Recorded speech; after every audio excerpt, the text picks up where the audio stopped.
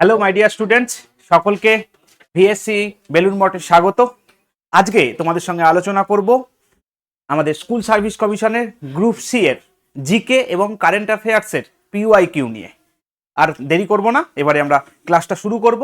শুধুমাত্র 15টা প্লাস 15টা 30টা পিওআইকিউই নয়, পিআইকিউ এর সঙ্গে সঙ্গে সেই কোশ্চেনের ওপর অ্যানালাইসিস হবে সেটা ডিটেলসে, এবং সেটা থেকে আর কীরকম কী কোশ্চেন আসতে পারে সেই বিষয় নিয়ে আলোচনা করব। শুধুমাত্র 30টা এমসিকিউ আলোচনা নয়, তার মধ্যে থাকবে আরও 200 প্লাস কোশ্চেন, বা সেখান থেকে যা যা কোশ্চেন আসতে পারে সেই জাতীয় বিষয় নিয়ে তোমাদের সঙ্গে আলোচনা করব।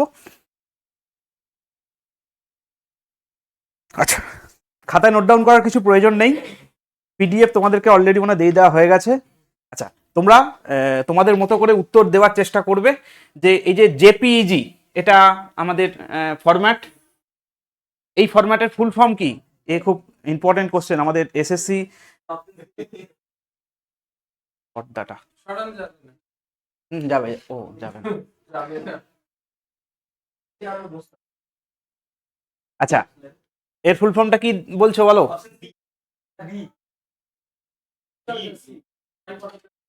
এক্সপার্ট, এক্সপার্ট কথাটা উত্তর হবে, তার মানে অপশন সি উত্তর। আচ্ছা, এবার এই জেপিইজি বা জেপিজি দুটোর ক্ষেত্রেই কিন্তু ফুল ফর্ম একই। আচ্ছা, এইবারেতে আমাদের এই কম্পিউটারের এক্সটেনশন রিলেটেড যে সমস্ত ফুল ফর্ম আসতে পারে পরীক্ষায়, সেই ফুল ফর্মের একটা তালিকা তৈরি করেছি। আশা করি এর বাইরে থেকে কোশ্চেন কিন্তু আসার চান্স নেই। আচ্ছা, অপশন সি এখানে উত্তর হলো। এবার ডকুমেন্ট ফাইল যেগুলো হয় আমাদের, যেমন টেক্সট, তার full form text file. Docs, এটা মাইক্রোসফটে যখন আমরা কোনো ফাইল তৈরি করি এই ডক্স ফরম্যাটে সেভ হয়, মাইক্রোসফট ওয়ার্ড ডকুমেন্ট। পিডিএফ আমাদের portable document format. RTF rich text format.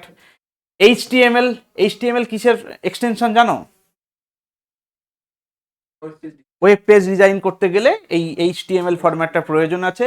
Hyper text markup language, XHTML extension hypertext markup language. আচ্ছা, এরপরে ইমেজ ফরমেশনের কিছু আমাদের এক্সটেনশন দেখে নাও। জেপিইজি যেটা নিয়ে একটু আগে আলোচনা করছিলাম, যে জয়েন্ট ফটোগ্রাফিক এক্সপার্ট। এই এক্সপার্ট কথাটা কিন্তু মাথায় রাখবে, কারণ দেখো অপশনে কিন্তু একদম ক্লোজেস্ট একটা অপশন দিয়েছে যে এক্সটেনশন। এই এক্সপার্টের থেকে এক্সটেনশন কথাটা কিন্তু কম্পিউটারের রেসপেক্টে খুব ভালো চলে। আমরা কিন্তু ভুল করে এই এক্সটেনশনটাকে কিন্তু উত্তর করব কিন্তু। তাই তাই এইটা কিন্তু মাথায় রাখতে হবে। এই কোশ্চেনটা আমাদের 30টা কোশ্চেন দেয়া আছে আমাদের এই স্কুল সার্ভিস কমিশনের। তার মধ্যে থেকে আমার মনে হয় যে 5টা কোশ্চেনের স্ট্যান্ডার্ড আছে, তার মধ্যে এইটা একটা সেই রকম জাতীয় কোশ্চেন। এবং এখান থেকে দেখো কোশ্চেন তো রিপিট হবে না, তাই পিওআইকিউ আলোচনা করা কিন্তু এক প্রকার বেকার। কিন্তু পিওআইকিউ এর সঙ্গে সঙ্গে আমরা যদি এর থেকে আর কীরকম কোশ্চেন আসতে পারে সেইগুলোকে আলোচনা করি, সেটা কিন্তু আমাদের জন্য খুবই উপকৃত হবে। হয়তো দেখা যাবে যে এবারে 30টা কোশ্চেন আসবে, 30টা কোশ্চেনের মধ্যে থেকে যে এই যে আমি যে এক্সপ্লেনেশনগুলো যেগুলো দিয়েছি এইগুলো থেকে কিন্তু একটা কোশ্চেন কিন্তু এসে যাওয়ার একটা চান্স আছে। আচ্ছা দেখো, আমাদের পিএনজি, আমরা ফটো আমাদের পিএনজি ফরম্যাটে দেখবে সেভ হয়। আচ্ছা, তারপরে জিআইএফ গ্রাফিক্স আমাদের ইন্টারচেঞ্জ ফরম্যাট। আচ্ছা, বিএমপি বিড ম্যাপ। আচ্ছা, অডিও ফাইলের কিছু ফরম্যাট আছে, আমরা MP3 প্রচুর পপুলার একটা ফরম্যাট। WMA এটাও একটা পপুলার ফরম্যাট। আচ্ছা দেখো, এবার ভিডিও ফাইলের কিছু ফরম্যাট দেখো, AVI ফরম্যাটে আমরা ভিডিও সেভ করি। আচ্ছা, তারপরে MP4 ফরম্যাটে ভিডিও সেভ করি, MKV ফরম্যাটে ভিডিও সেভ করি, এইগুলোর ফুল ফর্ম সম্বন্ধে আসতে পারে। আচ্ছা, বিভিন্ন যে কম্প্রেস ফাইল পাওয়া যায়, যে জিপ ফোল্ডার, এই যে জিপের ফুল ফর্ম কি? রার, আমাদের WinRAR সফটওয়্যার ব্যবহার করি এই রার ফাইলকে খোলার জন্য, জিপ ফাইলকে খোলার জন্য। আচ্ছা, এবারে যে এক্সিকিউটেবল ফাইল, যে ফাইলগুলো আমাদের কম্পিউটারের সফটওয়্যার হিসাবে আমরা ব্যবহার করে থাকি, সফটওয়্যারের লাস্টে যে এক্সটেনশন থাকে সেইগুলো হচ্ছে .exe। তার মানে যেটার পেছনে ইএক্সটি লেখা আছে সেটা হচ্ছে সফটওয়্যার, সেটাকে আমাকে কিন্তু রান করাতে হয়। যাই হোক, সেই এক্সটেনশনের ফুল ফর্ম উইন্ডোজ এক্সিকিউটেবল। আচ্ছা, MSI আমাদের মাইক্রোসফট ইনস্টলার। আচ্ছা, বিন, এই বিন প্রচুর পপুলার একটা জিনিস, আমাদের বাইনারি ডিস্ক ইমেজ। আচ্ছা, অন্যান্য কিছু ফাইল আমাদের ডট জেএস, এটা জাভা স্ক্রিপ্টের ক্ষেত্রে যখন ফাইলটা সেভ হয় তখন ডট জেএস দিয়ে সেভ হয়। আমাদের এএসপি, এই জাভার মতোই এএসপি একটা আমাদের প্রোগ্রামিং ল্যাঙ্গুয়েজ। জেএসপি এটা জাভা সার্ভার পেজ, এটা জেএসপি এএসপি এগুলো সব প্রোগ্রামিং ল্যাঙ্গুয়েজ মানুষজন শেখে। এক্সএলএক্স, তারপরে আমাদের পিপিটি বা আমাদের পিপিটিএক্স, মানে যে ফরম্যাটে আমি যে পাওয়ার পয়েন্টটা করছি সেটা আমাদের পিপিটি বা পিপিটিএক্স, এই ফরম্যাটে আমার পিপিটিটা সেভ করা আছে।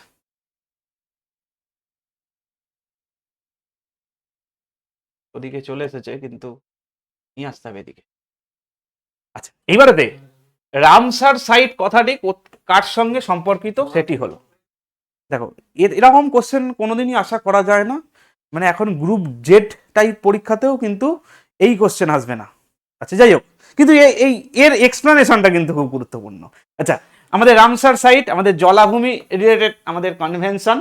আচ্ছা, এখান থেকে কিরকম কি কোশ্চেন আসতে পারে কি না, এই রামসার যে জলাভূমিকে সংরক্ষণের কনসেপ্টটা, এটা 1971 সালে আমাদের ইরানের যে রামসার বলে একটা জায়গা, সেখানে 2রা ফেব্রুয়ারি একটা সম্মেলন স্বাক্ষরিত হয়েছিল যে আমাদের জলাভূমিকে সংরক্ষণ করতে হবে। এবং এই 2রা ফেব্রুয়ারি দিনটা আমরা কি দিবস হিসাবে পালন করি? ওয়ার্ল্ড ওয়েটল্যান্ড ডে বা বিশ্ব জলাভূমি দিবস। প্রচুর পরীক্ষায় কোশ্চেন এসেছে এটা থেকে। আচ্ছা, এবারেতে ইরানের রামসারে এই নাম অনুসারে এইটার রামসার সম্মেলন বা রামসার সাইট নামটা হয়ে আসছে।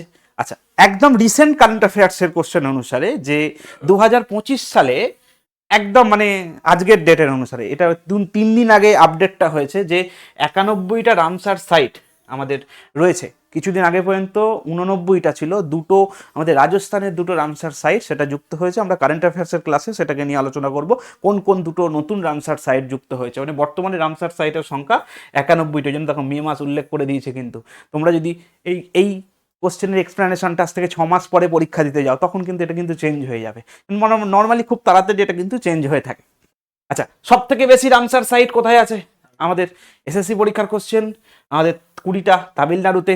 পশ্চিমবঙ্গের মাত্র 2টোই রামসার সাইট আছে, একটা পূর্ব কলকাতা জলাভূমি আর একটা হচ্ছে সুন্দরবন জলাভূমি। রামসার সাইট শেষ করলাম, এরপরের কোশ্চেনে যাব। আচ্ছা, হিমোগ্লোবিনের কাজ কি? এই বললাম যে এরকম কোশ্চেন আর কোনোদিন পরীক্ষায় আসবে না। আচ্ছা, হিমোগ্লোবিনের কাজ বলো, কিছু বলো। আচ্ছা, আমাদের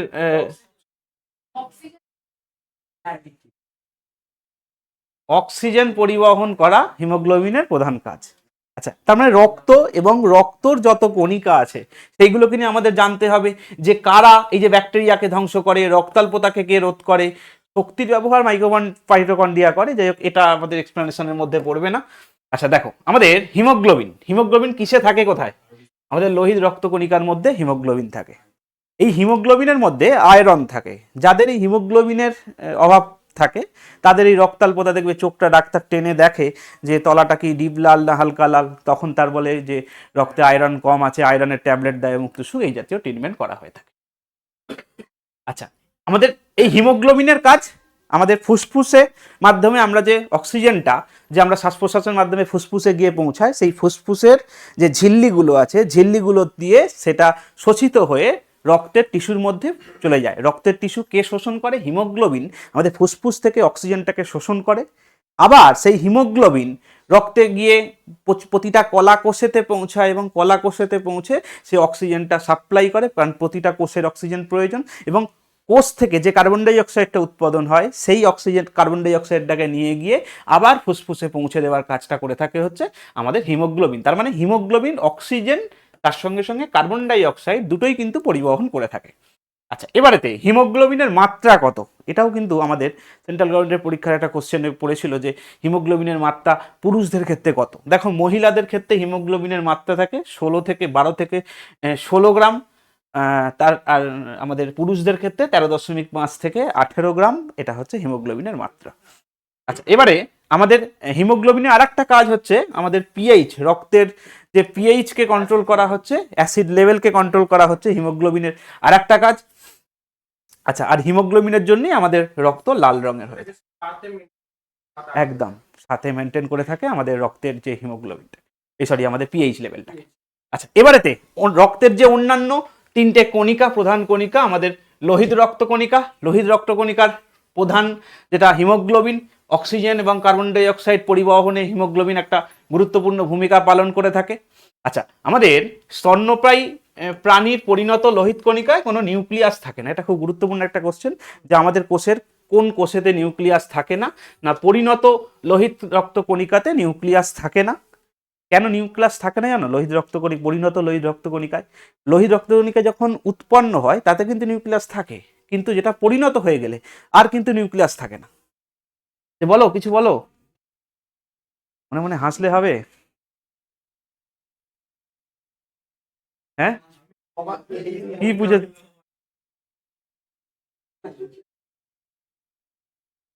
আচ্ছা আচ্ছা, শোনো, অ্যাকচুয়ালি আমাদের যে কলা কোষে যে ফুসফুস থেকে কার্বন ডাই অক্সাইড অক্সিজেনটাকে শোষণ করার দায়িত্ব কিন্তু আমাদের হিমোগ্লোবিনের। এবার এই লোহিত রক্ত কণিকার মধ্যেই হিমোগ্লোবিন থাকে। এবার যদি একটা কোষের মধ্যে নিউক্লিয়াস থাকে, সে কোষের জায়গা বেশি দখল করে নেয়, সে কিন্তু অক্সিজেন বা কার্বন ডাই অক্সাইড শোষণ কম করতে পারে। সেই জন্য এটা ইনবর্ন করা আছে আমাদের ভগবান প্রদত্ত, যে স্তন্যপায়ী প্রাণীদের ক্ষেত্রে আমাদের নিউক্লিয়াস থাকে না আমাদের লোহিত রক্ত কণিকা। এবার এটা থেকে একটা ব্যতিক্রম একটা পরীক্ষায় কোশ্চেন আছে, যে কার রক্তে এই হিমোগ্লোবিনটা থাকে? সেটা হচ্ছে আমাদের উটের। উটের কিন্তু পরিণত লোহিত কণিকার মধ্যে কিন্তু আমাদের নিউক্লিয়াস কিন্তু থাকে। আচ্ছা, এই অ্যানিমিয়া রোগের জন্য লোহিত রক্তকণিকা আমাদের লোহিত রক্তকণিকা দায়ী। আচ্ছা, এবার হচ্ছে শ্বেত রক্তকণিকা। শ্বেত রক্তকণিকার প্রধান কাজ হচ্ছে আমাদের রোগ প্রতিরোধ ক্ষমতাকে বাড়ানো, জীবাণু, ব্যাকটেরিয়া এবং অন্যান্য ক্ষতিকারক উপাদানকে শরীর থেকে বার করা হচ্ছে এর কাজ। আচ্ছা, বিভিন্ন ধরনের আমাদের লোহিত শ্বেত রক্তকণিকা হতে পারে, neutrophil, eosinophil, basophil, monocyte, lymphocyte, এইগুলো সব বিভিন্ন কাজকর্ম করে থাকে। আচ্ছা, এবারে লাস্ট পার্ট হচ্ছে অনুচক্রিকা। অনুচক্রিকা অ্যাকচুয়ালি কি কাজ করে? না, আমাদের রক্ত জমাট বাঁধা থেকে আমাদেরকে রক্ষা করার দায়িত্ব হচ্ছে এই অনুচক্রিকা। আচ্ছা, এই চেয়ারটাকে অন্য জায়গায় সরে একটু ভালো হতো, যাবে না, এই জায়গাটা কেউ দেখতে পাচ্ছে না। যাই হোক, আন্দাজে বুঝে নেবে। আচ্ছা, ভিটামিন এর ঘাটতির ফলে কোন রোগটি হয়?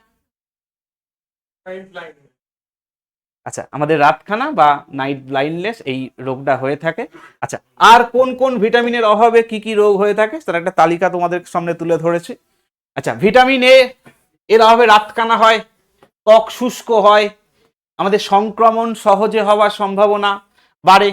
আচ্ছা, ভিটামিন B1 এর অভাবে বেরি রোগ হয়ে থাকে। ভিটামিন B12 এর অভাবে আমাদের অ্যানিমিয়া রোগ হয়ে থাকে, আমাদের স্নায়বিক সমস্যা, স্নায়ুর সমস্যা, এগুলো হয়ে থাকে। ভিটামিন সি এর অভাবে আমাদের স্কারভি রোগ হয়ে থাকে। ভিটামিন ডি এর অভাবে রিকেট রোগ হয়ে থাকে, শিশুদের রিকেট এবং বড়দের অস্টিও ম্যালেশিয়া এই রোগ হয়ে থাকে। আচ্ছা, ভিটামিন ই এর অভাবে দৃষ্টিশক্তি হ্রাস পায়। জানি না আমার দৃষ্টিশক্তি ভিটামিন ই এর অভাবে হ্রাস কিনা। আচ্ছা, ভিটামিন কে এর অভাবে আমাদের সহজে রক্তক্ষরণ হতে পারে, মানে এইটা যদি বৃদ্ধি থাকে তাই রক্তক্ষরণ তাড়াতাড়ি বন্ধ হয়ে যাবে। আর যদি ভিটামিন কে যদি অভাব থাকে তাহলে কাটলে রক্ত বন্ধ হবে না, কম হবে না। আচ্ছা, ভারতের শরীরে, মানুষের শরীরে মোট হাড়ের সংখ্যা কত? আচ্ছা, 206। এই যে বললাম যে এইখানে যে কোশ্চেনগুলো দিয়েছে, এই কোশ্চেন গ্রুপ জেড লেভেল পরীক্ষাতেও আসবে না, কিন্তু ওই এর এক্সপ্লেনেশন গুলো গুরুত্বপূর্ণ। আচ্ছা, যখন শিশু জন্মগ্রহণ করে এই শিশুর হাড়ের সংখ্যা 270 থেকে 300টা। আচ্ছা, শিশুদের হাড় এত বেশি থাকে, তারপরে হাড়ের সংখ্যা কমে যায় কেন? আচ্ছা, কেন জুড়ে যায় কেন?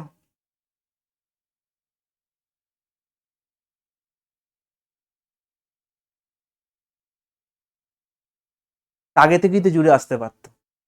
চোখ কি একটা হয়ে বেরোয়? পরে টেম্পার বানানোর জন্য দুটো চোখ হয়ে যায়? না, একটা একটা কান থাকতো টেম্পার বানানোর জন্য। এতটা কম থাকে, তাকে জাস্ট করানোর জন্য বডিটা যে জাস্ট হতে পারে এরকম জায়গায়, তো হার্ট যখন ওটা বাইরে বেরোয় তখন বডি ডেভেলপ হয়। একদম, ও যেটা বলেছে একদম পারফেক্ট। কারণ মায়ের আমাদের গর্ভাশয়ে জায়গা কম থাকে, বাচ্চা এরকম রাউন্ড শেপে হয়ে থাকে। তারপরে গর্ভাশয় থেকে যখন তাকে বার করা হয়, সে যদি ফ্লেক্সিবল হয় তাহলে তাকে বার করতে সুবিধে হবে। আর যদি ফ্লেক্সিবল না হয়ে থাকে, এই যে এই কাঁধটা যদি এরকমই যদি চওড়া হয়ে থাকে তাহলে বার করা অসুবিধে হবে। সেই জন্য এদের ক্ষেত্রে কি হয়ে থাকে, হাড়গুলো সব হচ্ছে কাটা কাটা কাটা কাটা থাকে পরবর্তীকালে। ওই জন্য বলে বাচ্চা জন্মগ্রহণ করার পরে যে ওই যে বডি অয়েল দিয়ে মাসাজ করতে হয়, এর উদ্দেশ্য কিন্তু সে আগে মাসাজ করে, আমাদের সময় মাসাজ করে রোদে ফেলে রাখা হতো। এর মধ্যে সাইন্টিফিক ব্যাপার আছে। দেখো, রোদে ভিটামিন ডি হাড়কে শক্ত করবে, আর তার সঙ্গে হাড়গুলোকে জোড়া লাগাতে সাহায্য করবে হচ্ছে ওই রোদ, এবার সেই মাসাজ। এবার যে কারণে এই সিস্টেমটা কিন্তু অনেক প্রাচীন কাল থেকে হয়ে আসছে, তার সাইন্টিফিক ব্যাখ্যা কিন্তু একদম আগেকার দিনে সবটাই। হ্যাঁ, এখন আর ফেলে রাখে না এখন, ওই জন্য আমরা তো দুর্বল, তো যে এখনকার বাচ্চারা দুর্বল, কিন্তু সেই শক্তটা হচ্ছে না যেটা আগেকার মানুষ যে পরিশ্রমটা করতে পারতো। আমার এসব সবাই এর ব্যাখ্যা আছে। যাই হোক, যদিও এখন ভিটামিন ডি এর ওষুধ দিয়ে দেয় জন্মগ্রহণ করার পরই, এটা খাওয়াতে হয়। যাই হোক, আচ্ছা, আমাদের বিভিন্ন অঙ্গে হাড়ের সংখ্যা নিয়ে আমাদের কিন্তু প্রচুর পরীক্ষায় কোশ্চেন আছে। আমাদের হাতে হাড় থাকে মোট 27টা, দুটো হাত মিলিয়ে 54টা হাড় থাকে। পায়ে হাড় থাকে 26টা, দুটো পা নিয়ে 52টা হাড় থাকে। আচ্ছা, মাথার খুলিতে কতগুলো হাড় থাকে এটাও পরীক্ষার কোশ্চেন, 29টা হাড় থাকে। আচ্ছা, মানুষের সব থেকে ছোট হাড় কানে থাকে, যেটা স্টেপিস। আচ্ছা, সব থেকে বড় হাড় এই পায়ে থাকে, আমাদের ফিমার। ফিমার ফিমার আচ্ছা, মাউন্ট এভারেস্ট কোন দেশে অবস্থিত?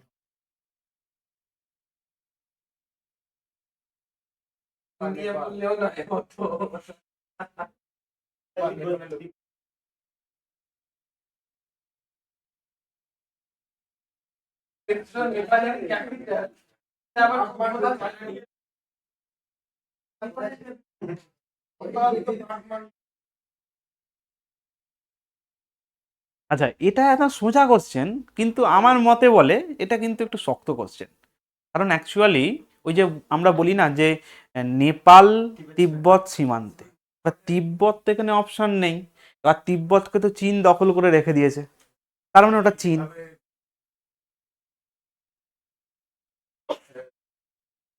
হ্যাঁ, বেশি কোনটা, বেশি কোনটা, মানে অ্যাকচুয়ালি এই কোশ্চেনটার অ্যাকচুয়াল কোশ্চেন হওয়া উচিত কি ছিল, যে মাউন্ট এভারেস্ট কোথায় বেশি আছে, ম্যাক্সিমাম পার্ট মাউন্ট এভারেস্টের কোথায় আছে, সেটার উত্তর কিন্তু অবশ্যই আমাদের নেপাল। কিন্তু কোশ্চেনে যদি তিব্বত যদি দিয়ে দিত না, এই কোশ্চেনটা কিন্তু খুবই জটিল একটা কোশ্চেন হয়ে যেত। তিব্বত দেয়া নেই, মানুষ নেপাল একদম আরামসে। হ্যাঁ, পিকটা তিব্বতে পিকটা নেপালে আছে, পিকটা নেপালে আছে। এটা এটা তুমি যেটা বলছো কাঞ্চনজঙ্ঘা। আচ্ছা, আমাদের কাঞ্চনজঙ্ঘা কোথায় অবস্থিত? কাঞ্চনজঙ্ঘা হচ্ছে আমাদের সিকিম এবং নেপাল সীমান্তে অবস্থিত। আচ্ছা, কাঞ্চনজঙ্ঘার মোট 5টা পিক।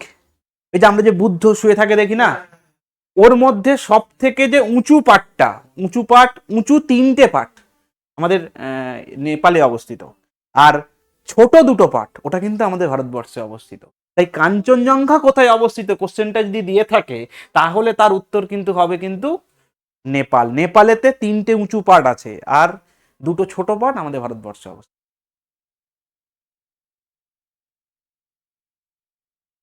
তাহলেও আমাদের নেপালি উত্তর হতো,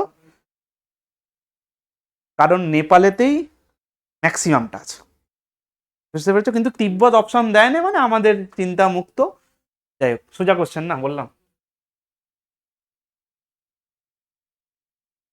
আমি অ্যাকচুয়ালিটিতে কোনো পরীক্ষারই পিওয়াইকিউ করানোর পক্ষে ঠিক নয়, কোনো পরীক্ষার, সেটা সিজিএল হোক, সেটা ডব্লিউবিসিএস হোক, সেটা আমাদের পুলিশের পরীক্ষা হোক, কোনো পরীক্ষায়। কিন্তু এই পিওয়াইকিউ দেখে আমাদেরকে একটা জিনিস আমাদেরকে রিয়েলাইজ করতে হয়, যে অ্যাকচুয়ালিতে আমাদেরকে পড়তে ঠিক কোন জায়গাটা হবে। এই কোশ্চেনটা দেখলে তোমরা একটা রিয়েলাইজ করবে যে এরা ঠিক কোন জায়গাটাকে ফোকাস করেছে। আমি লাস্টে সেগুলোকে অ্যানালাইজ করবো যে অ্যাকচুয়ালি কোন জায়গাটা এরা মেনলি ফোকাস করেছে, কোন জায়গাটাকে বেশি পড়ার প্রয়োজন, কোন জায়গাটাকে কম পড়ার প্রয়োজন, সেটা কিন্তু বুঝতে পারবে এই কোশ্চেনকে অ্যানালাইজ করলে। আচ্ছা, এরপরে যে মাউন্ট এভারেস্ট আমাদের নেপাল এবং চীন সীমান্তে অবস্থিত। এর বেশিরভাগ অংশটা দেখো নেপালে অবস্থিত, তাই নেপাল উত্তর করেছি আমি। আচ্ছা, আমাদের ভারতবর্ষের সর্বোচ্চ শৃঙ্গ কারাকোরাম পর্বতশ্রেণীতে অবস্থিত কেটু বা গডউইন অস্টিন।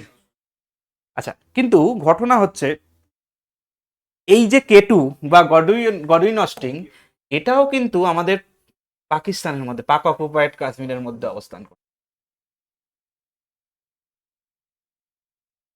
এইটা পিওকে, আর এটা হচ্ছে আমাদের কারাকোরাম রেঞ্জ। আমাদের কেটুর অবস্থান হচ্ছে এইখানে, মানে পাক অকুপায়েড কাশ্মীর। না, ইন্ডিয়ার হাই স্পিক নয়। আচ্ছা, আসবো ইন্ডিয়া, তাহলে হাই স্পিকটা তাহলে কি? আচ্ছা, তার মানে কেটু। কিন্তু আমরা তো এখনো পর্যন্ত কোনো ম্যাপে দেখেছো যে ভারতের ম্যাপটা উপর দিকটা এরকম হয়ে আছে? সব জায়গাতেই তুমি এই কানগুলোকে দেখতে পাবে, কিন্তু কানগুলো তো আমাদের নয়। আমাদের তার মধ্যে এই যে পিওকে কানটা আমাদের ভারত যবে জম্মু কাশ্মীরের সঙ্গে চুক্তি স্বাক্ষর হয় তার আগেই পিওকে কে দখল করে নিয়েছে পাকিস্তান। মানে পিওকে আমাদের ভারতের কোনো দিনই ছিল না। তবু এই যে আকসাই চীন, এটা 1962 সাল পর্যন্ত আমাদের ছিল, পরবর্তীকালে দখল করেছে। কিন্তু এই পাক অকুপায়েড কাশ্মীর আমাদের ভারতের নয়, ওটা পাকিস্তানেরই জিনিস। ওদের মানুষের রক্তে রক্তে পাকিস্তান আছে। আর ওই জন্য এই যে এত যুদ্ধ মামলা হচ্ছে, আমাদের মধ্যে অনেকে দাবি করছে তাহলে পিওকে এটা দখল করে নিয়ে কাশ্মীরে যায়। আরে তাদের মানুষের মধ্যে যদি, তাদের হৃদয়ে যদি পাকিস্তান থাকে, তাকে দখল করে কি রাখা যাবে? সে তারপরে বলবে যে না, আমি থাকবো না, আমি বিভিন্ন টেররিস্ট কাণ্ড করাপ করব, এই জাতীয় কাজকর্ম ওই জন্য এইখানেতে বেশি হয়ে থাকে, কারণ ওরা নিজেরা মনে করে আমরা পাকিস্তানের লোক। আচ্ছা, তার মানে কেটু এটা ভারতের সর্বোচ্চ শৃঙ্গ। আচ্ছা, এবার আমাকে বলো যে কেটু এটা কোন পর্বতশ্রেণী? কারাকোরাম পর্বতশ্রেণী। আচ্ছা, এটা হিমালয়ের অংশ নয়, না নয়? আচ্ছা, আমাদের এটা হচ্ছে তিব্বতীয় হিমালয়ের অংশ।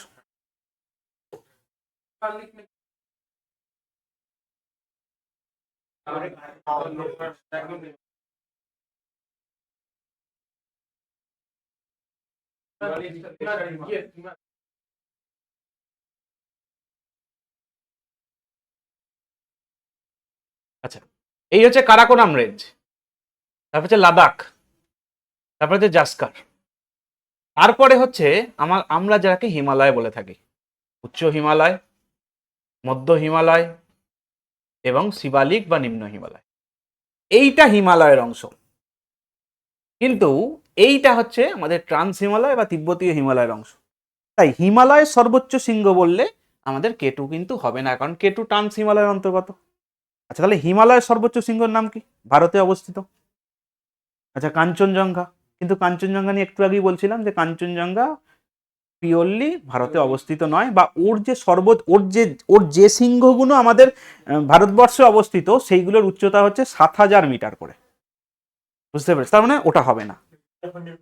এইবারেতে আমাদের ডব্লিউবিসিএস পরীক্ষার কোশ্চেন যে আমাদের ভারতে অবস্থিত হিমালয়ের সর্বোচ্চ শৃঙ্গের নাম কি? এটা হচ্ছে নন্দা দেবী। নন্দা দেবী, ত্রিশূল, পঞ্চচুল্লি, এই তিনটে রেঞ্জ আছে। এটা যখন তোমরা নৈনিতাল বেড়াতে যাবে, এই যে তুমি এতে গিয়েছিলে কল্পা কিন্নর, এরপরে নৈনিতালটা বেড়াতে যাবো, নৈনিতাল একদম 14-15 দিনের একটা ট্যুর হয়ে থাকে। যাই হোক, সেই নৈনিতাল বেড়াতে গেলে যে সামনে যে পর্বত শৃঙ্গটা দেখতে পাবে সেটা হচ্ছে এই নন্দা দেবী, ত্রিশূল, পঞ্চচুল্লি। আর এই নন্দা দেবী পিওরলি আমাদের উত্তরাখণ্ডে অবস্থিত, কোনো চীন নেপাল কারোর সঙ্গে সম্পর্ক নেই, ওটাই ভারতের সর্বোচ্চ শৃঙ্গ। নন্দা দেবীর উচ্চতা কিন্তু বেশি নয়, 7,700 বা 7,800 সামথিং, মানে 8,800 থেকে প্রায় 1,000 মিটার কম কিন্তু আমাদের ভারতবর্ষের সর্বোচ্চ। আচ্ছা, এরপরে এশিয়ার সর্বোচ্চ শৃঙ্গ মাউন্ট এভারেস্ট, দক্ষিণ আমেরিকার সর্বোচ্চ শৃঙ্গ অ্যাকোয়ানকাগুয়া।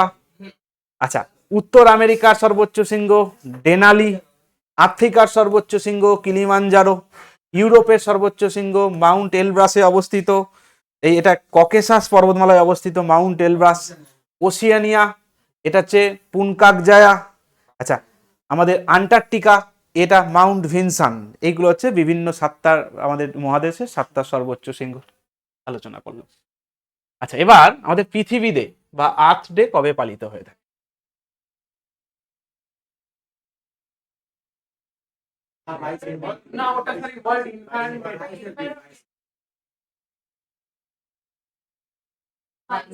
আচ্ছা, উত্তর হচ্ছে 22 এপ্রিল। 5ই এপ্রিল বিশ্ব পরিবেশ দিবস, ওই জন্য দেখো প্রথম অপশনটাই উত্তর করেছে।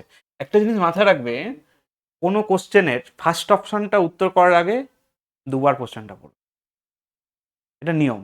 কারণ কোশ্চেনের ফার্স্ট অপশন ওরা ইচ্ছা করে এমন একটা দিয়ে থাকে যাতে করে সেইটাকে তুমি উত্তর করো, বুঝতে পেরেছো? ওই জন্য ফার্স্ট অপশন যে কোনো কোশ্চেনে ফার্স্ট অপশন উত্তর করার আগে কোশ্চেনটা আরেকবার পড়বে, এটা নিয়ম। আচ্ছা, 5ই জুন বিশ্ব পরিবেশ দিবস। এই বিশ্ব পরিবেশ দিবসের থিম কিন্তু প্রচুর পরীক্ষায় কোশ্চেন আছে, একদম রিসেন্টলি পাবলিশড হয়েছে। প্লাস্টিক দূষণের অবসান ঘটানো হচ্ছে এবারের বিশ্ব পরিবেশ দিবসের থিম। 16ই সেপ্টেম্বর একটা অপশন ছিল, এটা আন্তর্জাতিক ওজোন স্তর সংরক্ষণ দিবস, মন্ট্রিয়াল প্রোটোকল স্বাক্ষরিত হয়েছিল এই দিনেতে, ওই জন্য 16ই সেপ্টেম্বর আমরা ওজোন স্তরকে সংরক্ষণ করার জন্য ওজোন স্তর সংরক্ষণ দিবস পালন করে থাকি।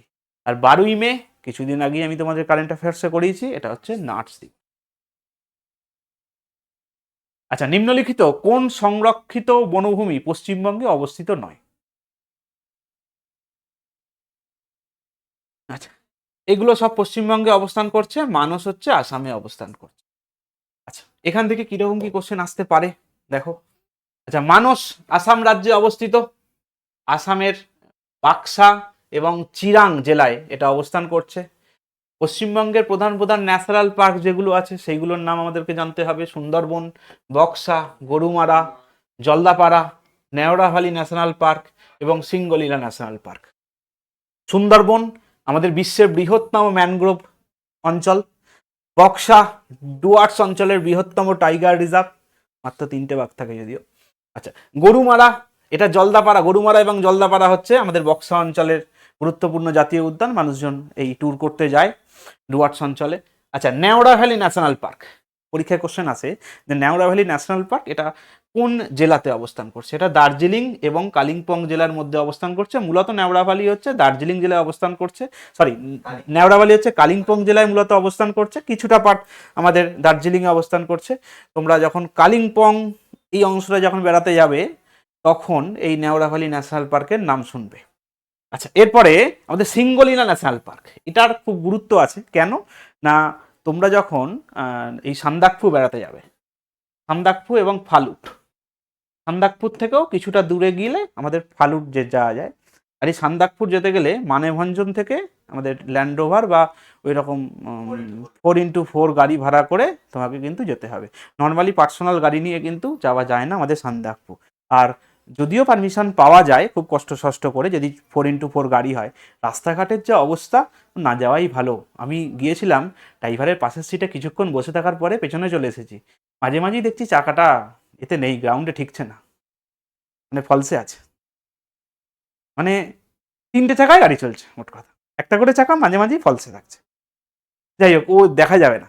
আর রাস্তা, রাস্তা বলে কিচ্ছু নেই, শুধু পাথর ফেলা।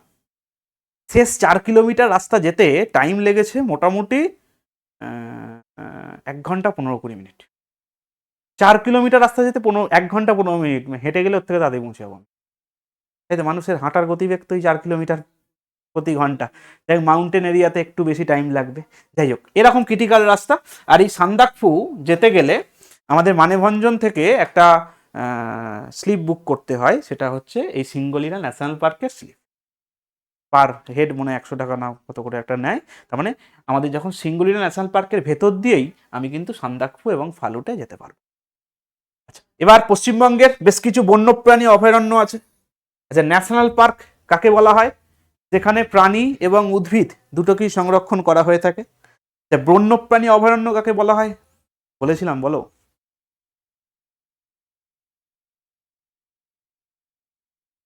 ওয়াইল্ড লাইফ স্যাঞ্চুরি কাকে বলা হয়?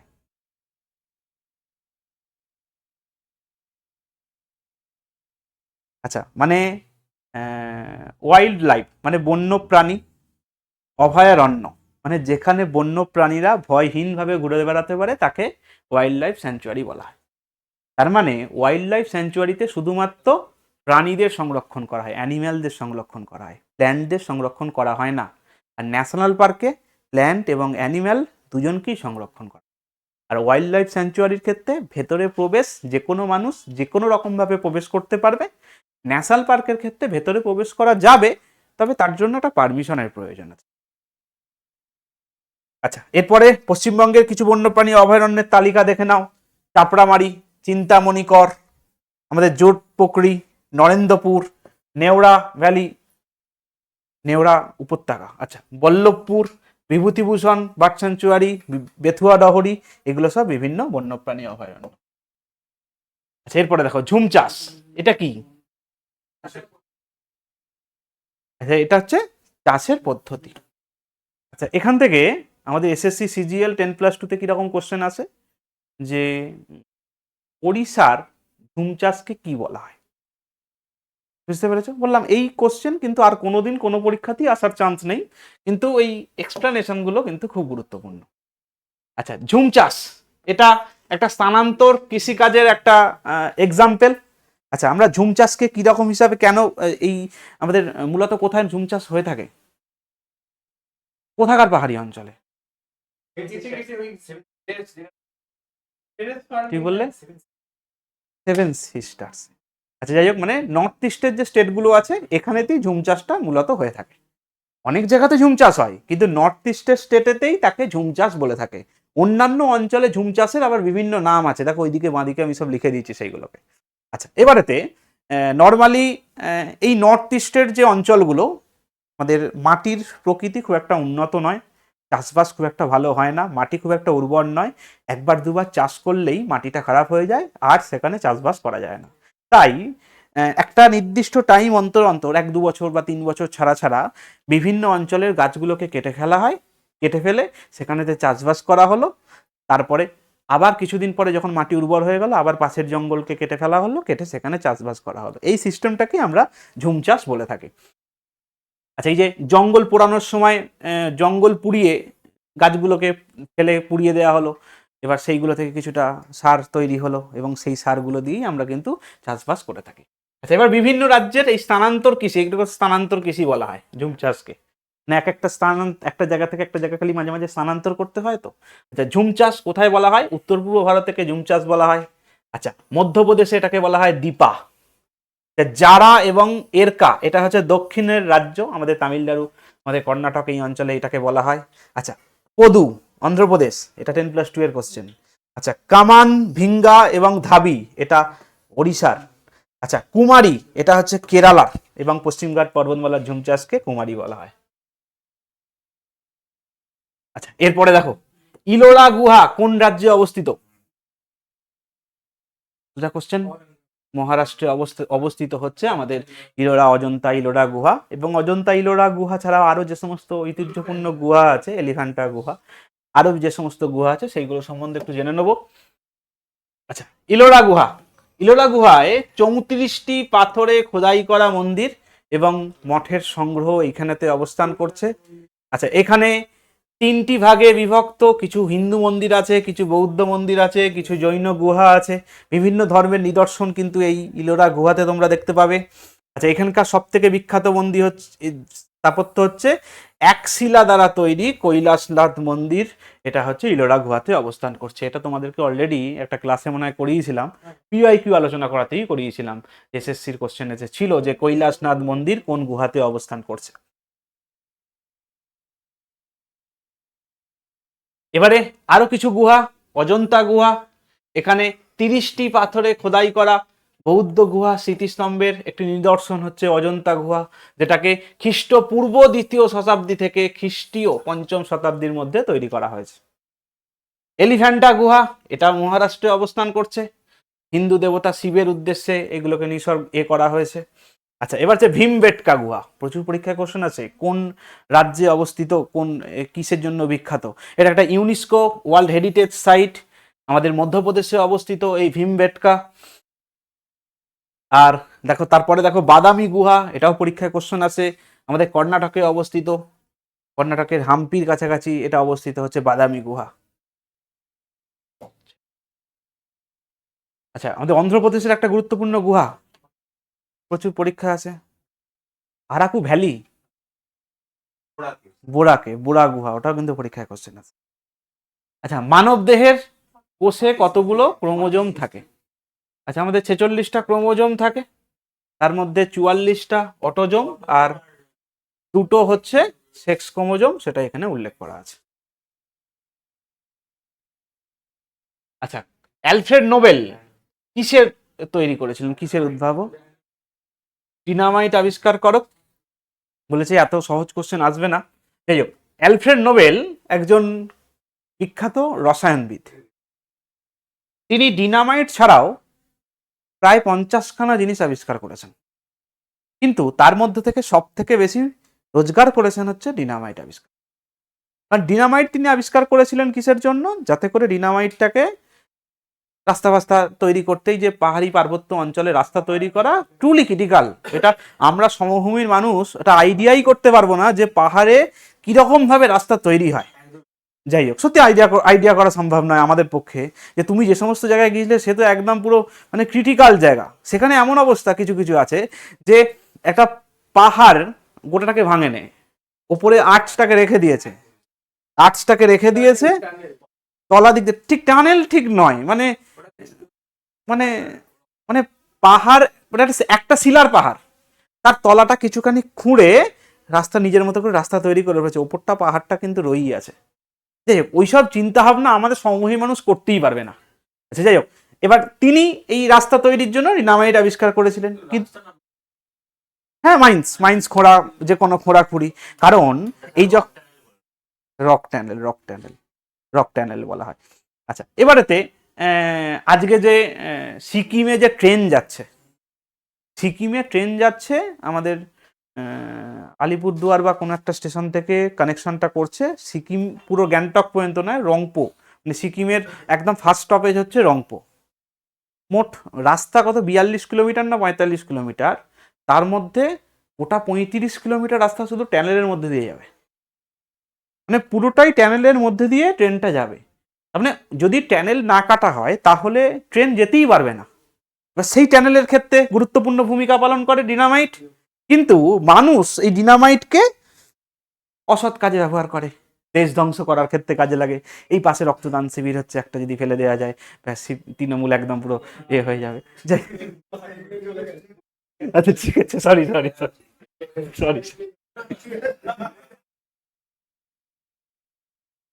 মানুষ এরকম ব্যবহার করেছে। এইবারেতে এই ব্যবহার করার পরে হ্যাঁ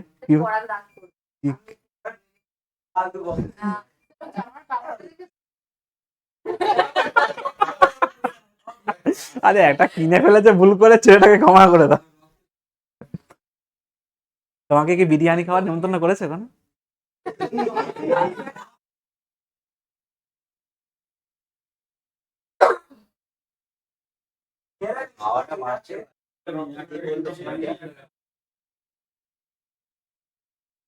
তুমি থেকে সেটা ওপর দিকে করে দাও।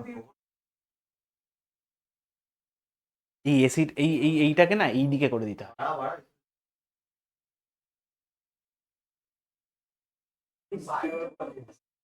25 করো না, এখানে প্রচুর গরম হয়ে যাবে।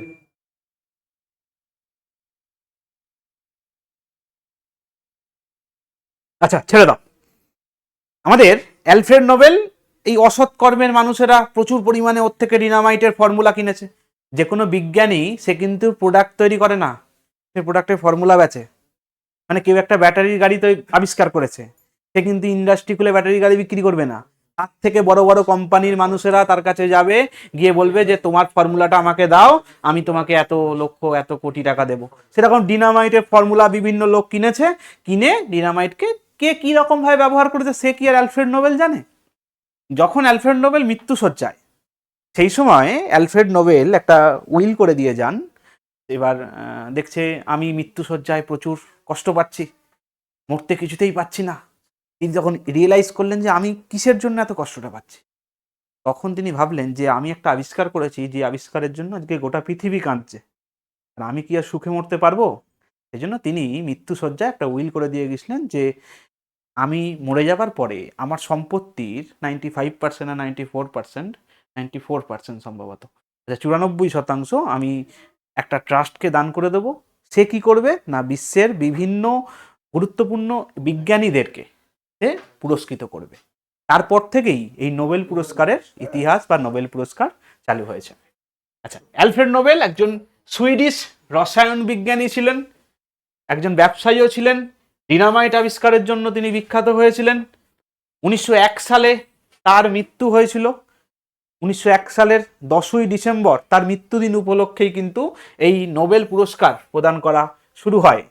1995 সালে অ্যালফ্রেড নোবেল একটা উইল করে দিয়ে যান, যেটা বলছিলাম যে তার সম্পত্তির 94% তিনি একটা ট্রাস্টকে দান করেন। সেই সম্পত্তি থেকেই প্রথমে 5টি বিষয়ে নোবেল পুরস্কার দেওয়া শুরু হয়। প্রথমে 5টি বিষয় কি কি? সায়েন্সের, তিনি নিজে সায়েন্সের ছিল, সায়েন্সকে 3টে দিয়েছেন, একটা ফিজিক্স, একটা কেমিস্ট্রি, একটা বায়োলজি, মানে ফিজিক্স, কেমিস্ট্রি আর মেডিসিন। আচ্ছা, আর হচ্ছে আর্টসকে একটা দিয়েছেন, সাহিত্য, আর হচ্ছে শান্তি, পিস। এই 5টা বিষয়ে তিনি নোবেল পুরস্কারের কথা বলেছিলেন। আর একটা পরবর্তীকালে চালু হয়েছে, সেটা কত সালে চালু হয়েছে জানো? অর্থনীতিতে নোবেল পুরস্কার দেওয়া কবে থেকে চালু হয়েছে? আছে এখানে? নেই।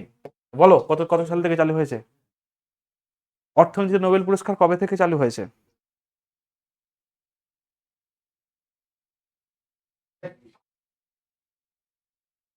1969। আচ্ছা, 1969 সালে হঠাৎ করে অর্থনীতি নোবেল পুরস্কার দেওয়ার ভূতটা কেন চাপলো? তার কারণ এর ঠিক আগের বছর 1968 সালে সুইডেনের যে কেন্দ্রীয় ব্যাংক, আমাদের যেমন সেন্ট্রাল ব্যাংক, আমাদের যেমন ওই আরবিআই, ওদের সেন্ট্রাল ব্যাংকের 300 বছর পূর্তি হয়েছিল। সেই 300 বছর পূর্তিটাকে স্মরণ করে রাখার জন্য তাদের সম্পত্তির একটা মোটা টাকা সে এই রয়্যাল সুইডিশ একাডেমি, যারা নোবেল পুরস্কারের দায়িত্বে থাকে, তাদেরকে দান করেছিল। এবং পরবর্তীকালে তাদের কথা অনুসারে এই অর্থনীতিতে প্রতি বছর নোবেল পুরস্কার দেওয়া হয়।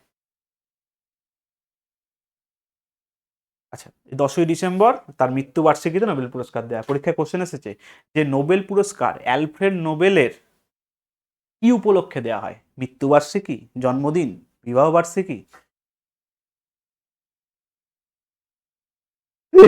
অন্য অপশন ছিল, আমার মনে আর অন্য কিছু এলো না বলে বিবাহ বার্ষিকীটাই বলছি। তার মানে মৃত্যু বার্ষিকী, এটাও কিন্তু মাথায় রাখতে হবে কিন্তু আমাদের। আচ্ছা, ভিক্টোরিয়া জলপ্রপাত এটা কোথায় অবস্থিত? আমাদের জিম্বাবুয়েতে অবস্থিত। জিম্বাবুয়ে এবং জাম্বিয়ার মধ্যে অবস্থিত। এটা অপশন অনুসারে আফ্রিকা হচ্ছে এখানে উত্তর হবে। আচ্ছা, জিম্বাবুয়ে এবং জাম্বিয়া এর সীমান্তে অবস্থিত হচ্ছে এই ভিক্টোরিয়া জলপ্রপাত। আচ্ছা, আরো কিছু গুরুত্বপূর্ণ জলপ্রপাত, নায়াগ্রা জলপ্রপাত মার্কিন যুক্তরাষ্ট্রে অবস্থিত, মার্কিন যুক্তরাষ্ট্র কানাডা সীমান্তে। আচ্ছা, ইগুয়াজু জলপ্রপাত এটা আর্জেন্টিনা এবং ব্রাজিলে অবস্থিত। অ্যাঞ্জেল জলপ্রপাত এটা ভারতের সব থেকে উঁচু জলপ্রপাত, এটা বিশ্বের সব থেকে সর্বোচ্চ জলপ্রপাত, এটা ভেনেজুয়েলাতে অবস্থিত। আচ্ছা, যে গাছটি সর্বাধিক মাত্রায় বায়ুতে উপস্থিত, যে গ্যাসটি?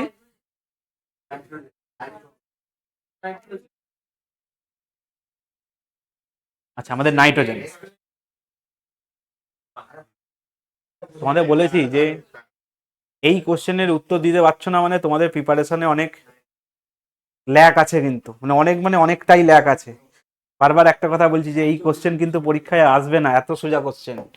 আচ্ছা, যাই হোক, আমাদের নাইট্রোজেন 78%, তারপরে oxygen 20%, argon 93%, carbon die oxide, হ্যাঁ 0.93, ওকে, 0.93% আর্গন এবং কার্বন ডাই অক্সাইড 0.03%। আচ্ছা, এইবারেতে আমার মনে একটা কোশ্চেন, আমি যখন ছোটবেলায় এই ছকটা প্রথম দেখি, আমি ছোটবেলা থেকে জানতাম কার্বন ডাই অক্সাইড খারাপ জিনিস, মানুষ কার্বন ডাই অক্সাইড বার করে, গাছ সেই কার্বন ডাই অক্সাইড শোষণ করে, কার্বন ডাই অক্সাইড অনেক ক্ষতিকারক জিনিস ছোটবেলা থেকে জেনে এসেছি। পরবর্তীকালে যখন রেশিওটা দেখলাম যে কার্বন ডাই অক্সাইডের পরিমাণ তো 1%ও নয়, তাহলে আমরা এই 1%-এর জন্য মাথামাতি কেন করছি? কেন করছি? হ্যাঁ, কার্বন ডাই অক্সাইড ওই গ্রিন হাউস এফেক্টের জন্য। এ আমাদের তাপমাত্রাটাকে ধরে রাখতে সাহায্য করে। এই যে এত গরম, আজ থেকে 10 বছর আগে আমরা তো ছোটবেলায় পাখা ছাড়া ঘুরতাম, এখন এসি ছাড়া ঘুরতে পারছি না। তার জন্য কার্বন ডাই অক্সাইড, একদম গ্রিন হাউস গ্যাস, একদম একদম। ওজোন লেয়ার সে তো ওজোন রশ্মিটাকে ঢোকাচ্ছে এবং তার সঙ্গে এই কার্বন ডাই অক্সাইড, আমাদের মিথেন, এই গ্যাসগুলো টেম্পারেচারকে ধরে রাখতে সাহায্য করে। আচ্ছা, এবার সিএনজি এর অর্থ কি? Compressed natural gas. আচ্ছা, এখান থেকে যে কোশ্চেনটা আমাদের আসতে পারে, এই সিএনজিতে প্রধানত কোন গ্যাসটা থাকে? মিথেন, আমাদের CH4 মিথেন থাকে। আচ্ছা, সিএনজি মূলত আমাদের মিথেন দিয়ে গঠিত, তার সাথে ইথেন, প্রোপেন, বিউটেনের মতো কিছু হাইড্রোকার্বনও কিছু পরিমাণে থাকে। আচ্ছা, আর একটা গ্যাসের নাম আমরা প্রচুর শুনেছি, এলপিজি, লিকুইড পেট্রোলিয়াম গ্যাস। আচ্ছা, লিকুইড পেট্রোলিয়াম গ্যাসের কি কি জিনিস থাকে কম্পাউন্ড, প্রচুর পরীক্ষায় কোশ্চেন আসে। একটা হচ্ছে প্রোপেন, একটা হচ্ছে বিউটেন। আচ্ছা, প্রোপেন মানে পি আর বিউটেন মানে পি, এটা মনে রাখবে, ভারত পেট্রোলিয়াম। বুঝতে পেরেছো? মানে এলপিজি ভারত পেট্রোলিয়াম পাম্পে পাওয়া যায়, মনে রাখবে ভারত পেট্রোলিয়ামের বি মানে হচ্ছে বিউটেন, পি মানে হচ্ছে প্রোপেন। এইবার আমি মনে রাখবো। হ্যাঁ, সিএনজিতে এ চলে, হ্যাঁ অবশ্যই সিএনজি বাস চলে, সিএনজি অটো চলে, অটো তো সব সিএনজি। হ্যাঁ, না ম্যাক্সিমাম এলপিজি অটো, আস্তে আস্তে সিএনজি কিছু আসছে দেখবে। এখন 4 চাকা গাড়িগুলোতে দেখবে সিএনজি লেখা থাকে, মারুতি গাড়িগুলোতে দেখবে সিএনজি লেখা থাকে, বাস চলছে। সিএনজি তো ন্যাচারাল গ্যাস, আর এটা তো আমাদের পেট্রোলিয়াম প্রোডাক্ট। যদিও ভবিষ্যতে হয়তো সিএনজিও আর পাওয়া যাবে না, ন্যাচারাল গ্যাসও, মিথেন একটা নির্দিষ্ট অ্যাভেলেবিলিটি থাকবে, তার বেশি পাওয়া যাবে না। ভবিষ্যতে আমাদের বায়ো সিএনজি এসেছে, সেই বায়ো সিএনজি পাওয়া যাবে। আচ্ছা, ছেড়ে দাও। আচ্ছা, এলপিজি একটা গন্ধহীন গ্যাস, কিন্তু রান্না করার সময় দেখেছো যে এলপিজি যখন খোলা থাকে গ্যাসের একটা গন্ধ ছাড়ে। আচ্ছা, এই গন্ধের জন্য কোন কম্পাউন্ড দায়ী, এটা আমাদের পরীক্ষার কোশ্চেন। আচ্ছা, হ্যাঁ হ্যাঁ হ্যাঁ, এই যে ইথাইল মার্কাপট্যান, এই কম্পাউন্ডটা আমাদের এলপিজি গ্যাসের মধ্যে ভরে দেওয়া হয়, যাতে করে আমরা শনাক্ত করতে পারি যে এলপিজি লিক হচ্ছে। গুগলে সার্চ করো, দেখবে গুগলে সার্চ করবে, আমাদের সেই জন্য সায়েন্সের স্যার আছে, অবশ্যই দিতে পারে, কেন দিতে পারে। আচ্ছা, ভারতের একমাত্র পারমাণবিক অস্ত্রবাহী আমাদের আন্তর্দেশীয় ক্ষেপণাস্ত্র, এটা হচ্ছে আমাদের এখনো পর্যন্ত একটাই আছে, আমাদের অগ্নি 5।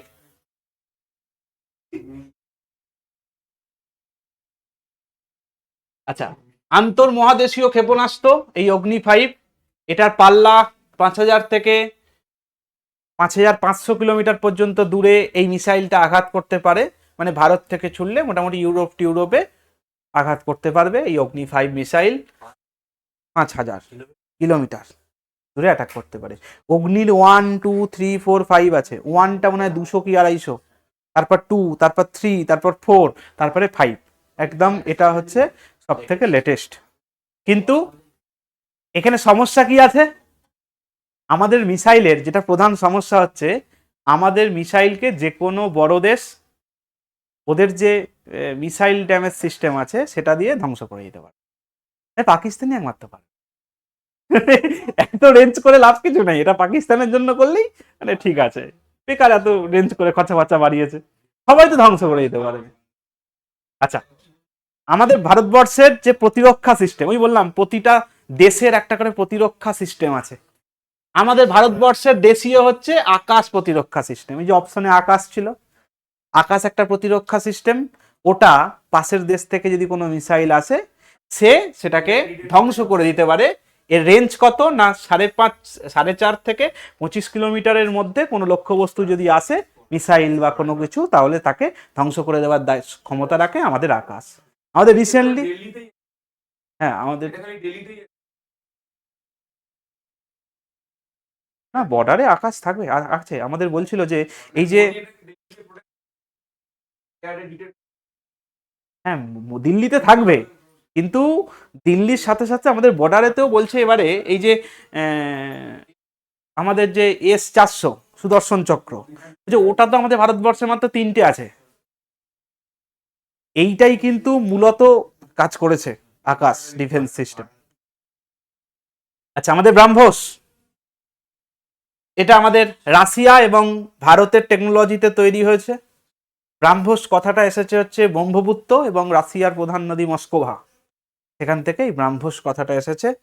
আচ্ছা, এটা একটা আমাদের ক্রুজ ক্ষেপণাস্ত্র, আমাদের ভূমি থেকে আকাশ বিভিন্ন জায়গা থেকে ছোঁড়া যায়, আমাদের এটি জাহাজ থেকে ছোঁড়া যায়, সাবমেরিন থেকে ছোঁড়া যায়, স্থলভিত্তিক আমাদের লঞ্চার থেকে ছোঁড়া যায়।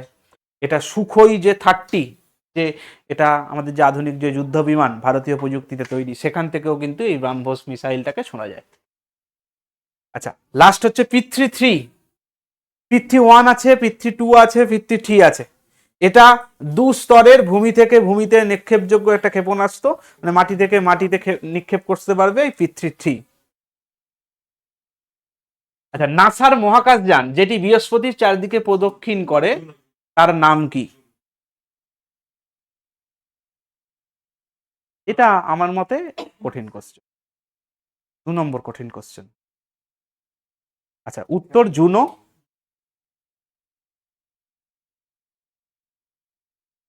আচ্ছা, কেন এটা কঠিন কোশ্চেন সেটাও তো বলতে হবে। ও কি বললো? ও তো জুনোর, কেন জুনো নামটা থেকে নামটা এক্সপ্লোর করলো। হ্যাঁ ঠিক আছে, কিন্তু আমাদের আমাদের আমাদের গ্যালিলিও কিন্তু আমাদের বৃহস্পতির সঙ্গে রিলেটেড আছে। কিন্তু এইখানে জুনো কেন উত্তর হবে? এই যে বৃহস্পতির 4 ধারে প্রদক্ষিণ করছে, 4 ধার কথাটা যদি না থাকতো তাহলে গ্যালিলিও উত্তর হতো। আচ্ছা দেখো, এই প্রতিটা আমাদের এ নিয়ে আলোচনা করব আমরা। বৃহস্পতি গ্রহের কক্ষপথে অবস্থান করছে নাসার মহাকাশযান, যেটা জুনো। আচ্ছা, এবার হচ্ছে ইউরোপা। ইউরোপা হচ্ছে আমাদের বৃহস্পতির একটা উপগ্রহ। দেখো, সব বৃহস্পতির সঙ্গে জড়িত, কিন্তু কেন কোশ্চেনটাকে শক্ত বলছি, যে বৃহস্পতির একটা কৃত্রিম উপগ্রহ, এই নর্মাল উপগ্রহ হচ্ছে আমাদের এই ক্লিপার ইউরোপা। ইউরোপা সেই ইউরোপাকে প্রদক্ষিণ করছে, তার থেকে তথ্য সংগ্রহ করছে যে মহাকাশযান, সেটার নাম হচ্ছে ইউরোপা ক্লিপার। আচ্ছা, তার মানে এটাও বৃহস্পতির সঙ্গে যুক্ত। আচ্ছা, এবার ডন মিশন, এটা 2007 সালে লঞ্চ করা হয়েছিল। আচ্ছা, এই মিশনটা মূলত গ্রহাণু বেল্টের 2টি বৃহত্তম বস্তু, আমরা যে গ্রহাণু সম্বন্ধে আমরা জানি। আচ্ছা, এই গ্রহাণুর মধ্যে আমরা সব থেকে বৃহত্তম গ্রহাণুর নাম আমরা পড়েছি সেরেস। এই সেরেস এবং ভেস্তা বলে 2খানা গ্রহাণুকে অনুসন্ধান করেছে হচ্ছে আমাদের এই ডন মিশন। আচ্ছা, এই গ্রহাণু, সব থেকে বেশি গ্রহাণু কোথায় আছে? মার্স এবং জুপিটারের মাঝে অ্যাস্টেরয়েড বেল্ট, যেটা মার্স এবং জুপিটারের মধ্যে অবস্থান করছে।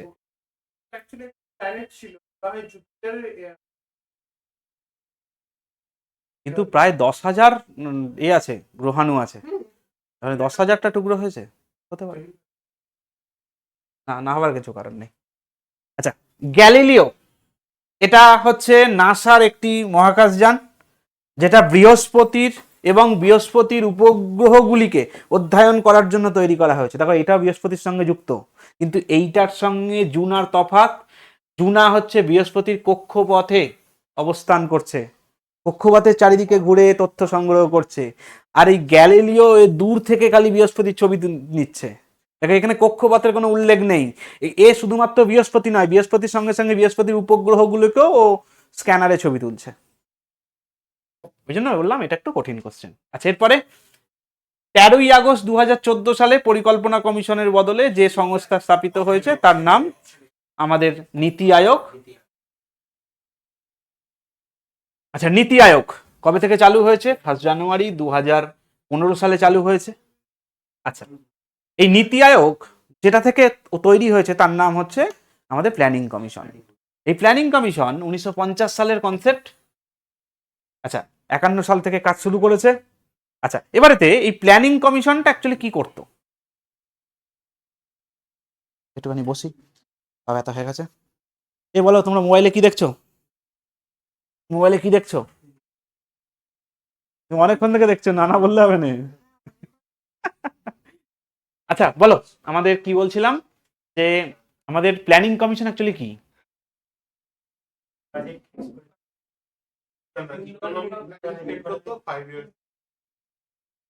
5 ইয়ার্সের জন্য প্ল্যানিং সেট করতো। ঠিক বলেছো। আচ্ছা, আরেকটা জিনিস আছে আজকে শুনে নাও। আমরা এতদিন পর্যন্ত শুনে এসেছি যে প্ল্যানিং কমিশনের পরিবর্তে নাম হয়েছে নীতি আয়োগ। ভুল জানি, দুটো জিনিসকে একত্রিত হয়ে নীতি আয়োগের নাম হয়েছে। একটা প্ল্যানিং কমিশন, একটা দেখো তলায় আছে ন্যাশনাল ডেভেলপমেন্ট কাউন্সিল।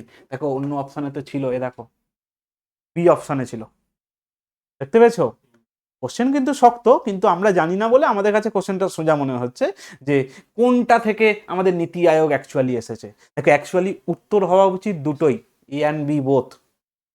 আমাদের ইউপিএসসির কোশ্চেন হলে এখানে ওইটাও থাকবে, তলারটাও থাকবে, তারপরে এ অ্যান্ড বি বোথও থাকতো অপশন। কোশ্চেন একদম জটিল কোশ্চেন হয়ে যেত পুরো। যাই হোক, ন্যাশনাল ডেভেলপমেন্ট কাউন্সিল এবং নীতি আয়োগ দুজনে মিলে একত্রে যুক্ত হয়ে আমাদের এই প্ল্যানিং আমাদের নীতি আয়োগ তৈরি করেছে।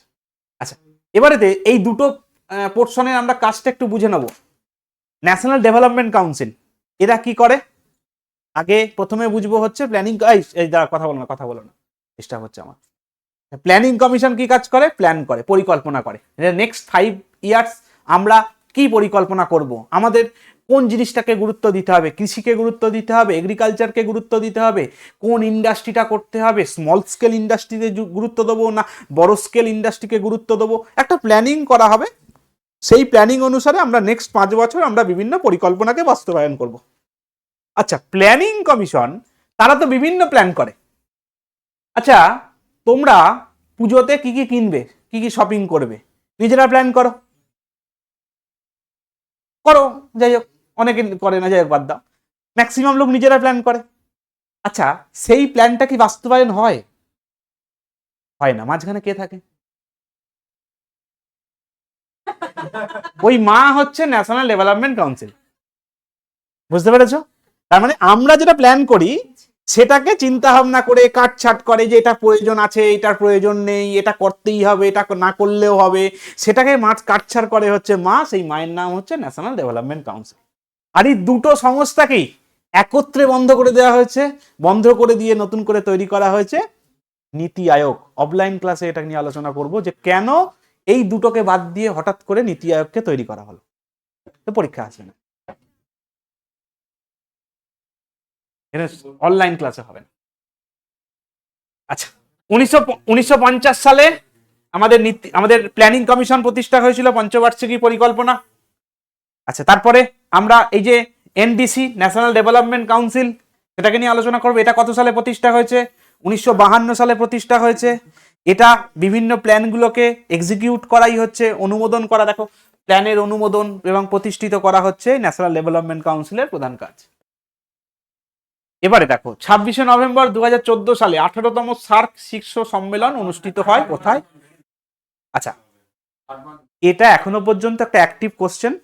কেন অ্যাক্টিভ কোশ্চেন? তার কারণ হচ্ছে সার্কের শেষ শীর্ষ সম্মেলন এই কাঠমান্ডুতেই অনুষ্ঠিত হয়েছে, আর কোনো শীর্ষ সম্মেলন অনুষ্ঠিত হয় না। কেন হয় না? এটা 2 বছর ছাড়া ছাড়া শীর্ষ সম্মেলন অনুষ্ঠিত হয় সার্কের। 14 পরে 16তে হওয়ার কথা ইসলামাবাদে, কিন্তু 16তে তার আগেই যে উড়ি ঘটনা ঘটেছিল, উড়ি হামলার পরে ভারত বলেছে আমি আর যাব না। তখনই এই সার্কের সম্মেলন তখন থেকে বন্ধ। মানে এটা সার্কের মানে এই 18তম সম্মেলন সার্কের শেষ সম্মেলন।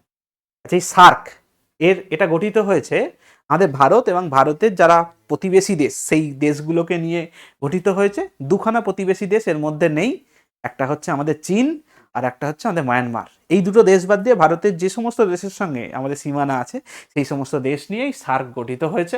ভারত, পাকিস্তান, আফগানিস্তান, আমাদের মায়ানমার, আমাদের বাংলাদেশ। হ্যাঁ, মায়ানমার নেই, এদিকে মালদ্বীপ। মায়ানমার আর চীন, এই দুটো প্রতিবেশী দেশ বাদ দিয়ে ভারতের যত প্রতিবেশী দেশ আছে সেই দেশ নিয়েই গঠিত হয়েছে আমাদের এই সার্ক গ্রুপ।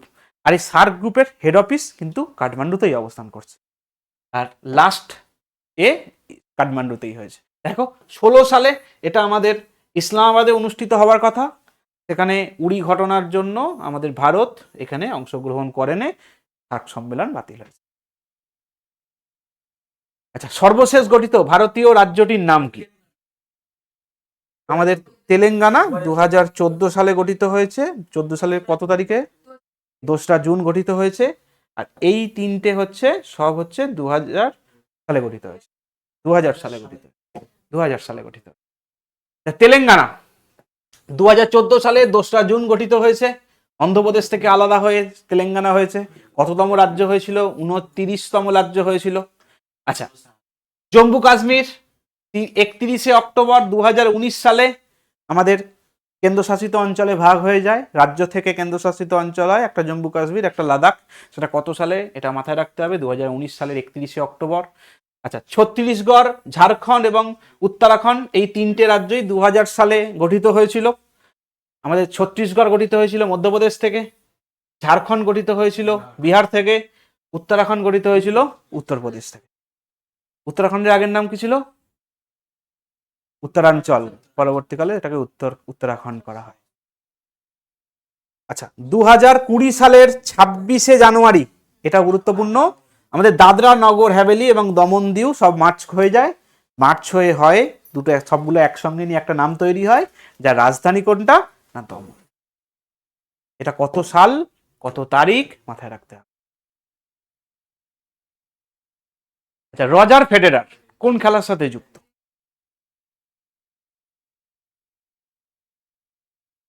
আমি আমার 8 বছরের অভিজ্ঞতাতে আমি এইটুকু বুঝেছি যে কোনো পরীক্ষায় কোনো কোশ্চেন আসুক না আসুক, টেনিস থেকে একটা কোশ্চেন আসবে। বুঝতে পেরেছো? হ্যাঁ, কে জিতেছে, কোন দেশের নাগরিক, একটা কোশ্চেন ঠিক কোনো না কোনো পরীক্ষায় টেনিস থেকে কিন্তু আসবেই। আচ্ছা আচ্ছা, দেখবে তোমরা টেনিস থেকে একটা কোশ্চেন আসবে, আর কিছু না এলে এই রজার ফেডেরার কোন দেশের নাগরিক, নোভোক জোকোভিচ কোন দেশের নাগরিক, সেরেনা উইলিয়ামস কোন দেশের নাগরিক, বা কোন খেলার সাথে যুক্ত, এরকম কোশ্চেন কিন্তু একটা এসে যায়। সেরকমই এটা হচ্ছে আমাদের টেনিসের সঙ্গে যুক্ত। আচ্ছা, মোটামুটি এটাকে নিয়ে অনেক বড় ক্লাস, এটা তো সম্ভব নয়, তাও মোটামুটি কিছু ব্যক্তিদের নাম তুলে ধরেছি। রজার ফেডেরার কোথায় বাড়ি জানো? সুইজারল্যান্ডে বাড়ি। রাফেল নাদাল কোথায় বাড়ি? স্পেন। নভাক জোকোভিচ Serbia. Serena Williams USA, America. Serena উইলিয়ামসের বোনের নাম কি? Venus Williams. আর জানি না। মার্টিনা আমাদের নাভ্রাতিলোভা, এরা সব অনেক পুরনো দিনের লোক, এখনকার লোক নয়। স্টেফি গ্রাফ, আচ্ছা এ খুব বিখ্যাত একজন ব্যক্তি, জার্মানির লোক সম্ভবত। আচ্ছা, স্টেফি গ্রাফ হচ্ছে অ্যান্ডি মারের কোচ ছিল। স্টেফি গ্রাফের গ্র্যান্ড স্ল্যাম হচ্ছে বিশ্বের মধ্যে এখন সম্ভবত 3 নম্বর স্থানে আছে, মানে 20টা বা 21টা গ্র্যান্ড স্ল্যাম জিতেছে স্টেফি গ্রাফ, মহিলাদের মধ্যে 3 নম্বর স্থানে আছে। আচ্ছা, বিলি জিংকিং এবং জন ম্যাকেনরো, আচ্ছা এদের মধ্যে সব থেকে বেশি গ্র্যান্ড স্ল্যাম কে জিতেছে? নোভাক জোকোভিচ 24খানা গ্র্যান্ড স্ল্যাম জিতেছে। মহিলাদের মধ্যে সব থেকে বেশি গ্র্যান্ড স্ল্যাম জিতেছে কে জানো? Margaret court. মারিয়া শারাপোভার বেশি নয়, গোটা 10-12টা হবে, মানে প্রথম 3-এ নেই। প্রথম 3-এ আছে মার্গারেট কোর্ট অস্ট্রেলিয়ার, তারপরে সেরেনা উইলিয়ামস, তারপরে হচ্ছে এই স্টেফি গ্রাফ। আর ছেলেদের মধ্যে প্রথম আছে নোভাক জোকোভিচ, তারপরে হচ্ছে নাদাল, তারপরে ফেডেরার। নোভাক জোকোভিচ 24, এর 22, এর 20। একদিন আলোচনা করবো গ্র্যান্ড স্ল্যাম নিয়ে, একদিন একটা ক্লাস করাবো। আচ্ছা, নিম্নলিখিত বিজ্ঞানীদের মধ্যে কে আপেক্ষিকতার তত্ত্বের সাথে জড়িত? আমাদের আইনস্টাইন হচ্ছে আপেক্ষিকতার তত্ত্বের সঙ্গে জড়িত। আচ্ছা, বাকিদের সম্বন্ধে আমরা জানবো। নিলস বোর আমাদের পরমাণুর গঠনের সম্বন্ধে বিভিন্ন ধারণা দিয়েছিলেন। আচ্ছা, এই হাইজেনবার্গ এর নাম শুনেছো?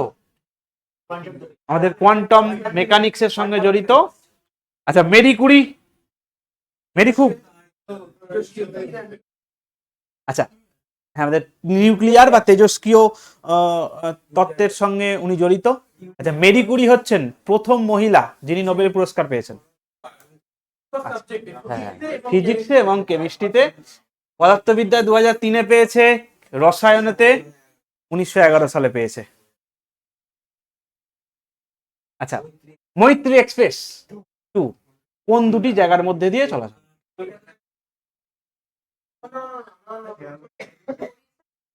এটা একটা স্ট্যান্ডার্ড কোশ্চেন, আমি অন্তত মনে করি।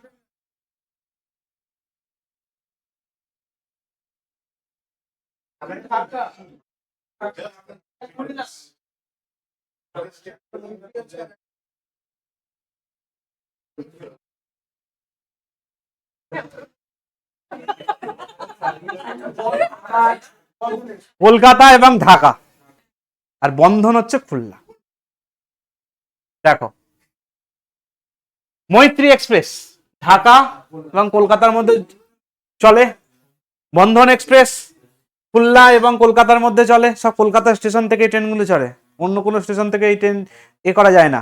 আর এই প্ল্যাটফর্মে কোনো লোকের এন্ট্রি নেই, একদম সিক্রেট প্ল্যাটফর্মের মধ্যে এই ট্রেনগুলো দাঁড় করায়, এবং এই প্ল্যাটফর্মে ঢুকতে গেলে এয়ারপোর্টের মতো পুরো পাসপোর্ট ভিসা ফিসা সব চেকিং টেকিং হবে, হকার টকার কিছু এলাও নেই কিন্তু, তবে এই বন্ধন এক্সপ্রেস উঠতে পারবে। আচ্ছা, সকালের দিকে ছাড়ে। আচ্ছা, এবার হচ্ছে মিতালি এক্সপ্রেস।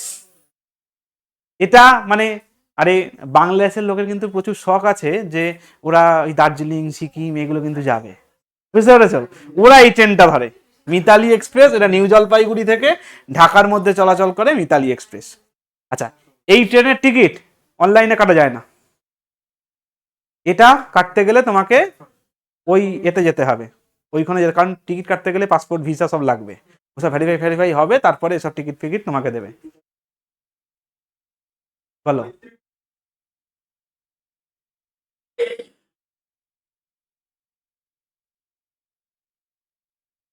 মৈত্রী টুটা, আচ্ছা মৈত্রী টুটা বন্ধন এক্সপ্রেস বলছে,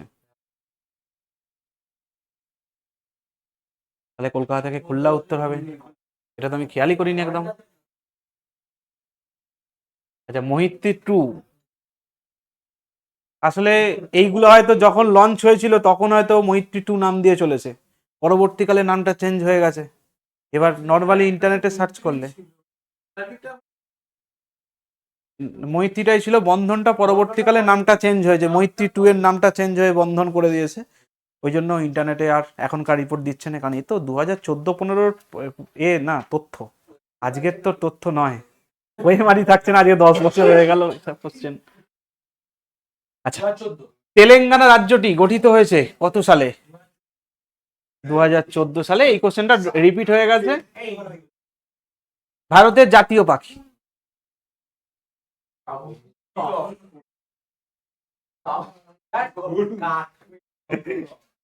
এইসব কোশ্চেনও আসছে, ভাবো তো একদম, এইগুলো কোনো কোশ্চেন হলো? আচ্ছা, মোট 17খানা এরকম জাতীয় জিনিস আছে, তার তালিকা দিয়েছি, ওই কোশ্চেন আসবে না কিন্তু এইগুলো আসবে। জাতীয় পতাকা তেরেঙ্গা, জাতীয় সঙ্গীত জনগণ মন, জাতীয় ক্যালেন্ডার শাখা ক্যালেন্ডার, জাতীয় সঙ্গীত বন্দে মাতরম, জাতীয় প্রতীক ভারতের জাতীয় প্রতীক,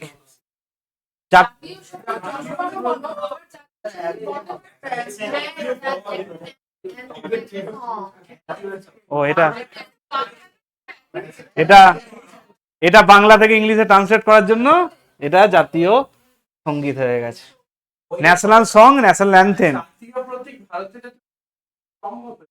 জাতীয় প্রতীক অশোক স্তম্ভ, এটাও এদিক ওদিক হয়ে গেছে, অশোক স্তম্ভ। আচ্ছা, জাতীয় ফল হচ্ছে আমাদের আম, জাতীয় নদী হচ্ছে গঙ্গা, জাতীয় প্রাণী হচ্ছে রয়্যাল বেঙ্গল টাইগার, জাতীয় গাছ বট গাছ, জাতীয় জলজ প্রাণী গঙ্গা নদীর ডলফিন, জাতীয় পাখি ময়ূর, জাতীয় মুদ্রা রুপি, জাতীয় সাপ কিং কোবরা। এটা আমার সত্যি জানা ছিল না, হ্যাঁ এটা সত্যি, কিং কোবরা জাতীয় সাপ আমার এটা জানা ছিল না। আচ্ছা, জাতীয় জাতীয় ঐতিহ্যবাহী প্রাণী ভারতীয় হাতি, মানে হেরিটেজ অ্যানিম্যাল, এটা এটা কিছুদিন আগে যুক্ত হয়েছে আমাদের। জাতীয় ফুল পদ্ম, জাতীয় সবজি কুমড়ো, হ্যাঁ এটা আমাদের পরীক্ষার কোশ্চেন, এসএসসি পরীক্ষার কোশ্চেন, জাতীয় সবজি হচ্ছে কুমড়ো। আরে তুমি, আমরা আলুকে তো প্রধান বলে থাকি, অ্যাকচুয়ালি আলু আমি দেখেছি আমাদের পশ্চিমবঙ্গ, খুব বেশি হলে ওড়িশা, একটু বিহার ঝাড়খণ্ডেতেই আলু পাওয়া যায়। তুমি ওইখানে আলু খেয়েছো? আলু, ওরা কেউ আলু খায় না। মানে ওরা আলুটাকে কিরকম ভাবে জানো? আরে আরে শোনো, আলুর একটা গল্প বলি। আমার প্রথম এই বড়সড় রেস্টুরেন্ট ধাবাতে খেয়েছিলাম হচ্ছে ছোটবেলা একবার তারাপীঠ গিয়েছিলাম, বাবা রেস্টুরেন্ট বলে আছে পানাগড় মোড়েতে। বাবা রেস্টুরেন্ট মানে বেশ অ্যারিস্টুকেট জিনিস। সেখানে যাই হোক সব জিনিসের তালিকা দেয়া আছে। সেখানে আলুর দমের একটা ভালো দাম ছিল বুঝলে, মানে আলুর দম বা আলুর কারি। আমি ওটাকে প্রথমেই নেগলেক্ট করেছি যে আলুর দম আবার এখানে এসে খাবো, তো বাড়িতে রোজই খাই, বুঝতে পেরেছো। নেগলেক্ট করেছি। তারপর সব বন্ধু বান্ধবরা বললো যে না এইটাই খাওয়া হোক, এটাই দাম কম আছে। ওই আলুর দমটা খেয়েছিলাম যে না সত্যি ওরা আলুটাকে ওরা একটা আলাদা, আমরা যেমন চিকেনকে একটা আলাদা পর্যায়ে নিয়ে গেছি, ওরা আলুটাকে সেরকম একটা আলাদা পর্যায়ে নিয়ে গেছে। আলুর ওরকম 10 রকম পদ পাওয়া যায়। আলুর দো পেঁয়াজা, আলুর চিলি, আলু বাটার মশলা,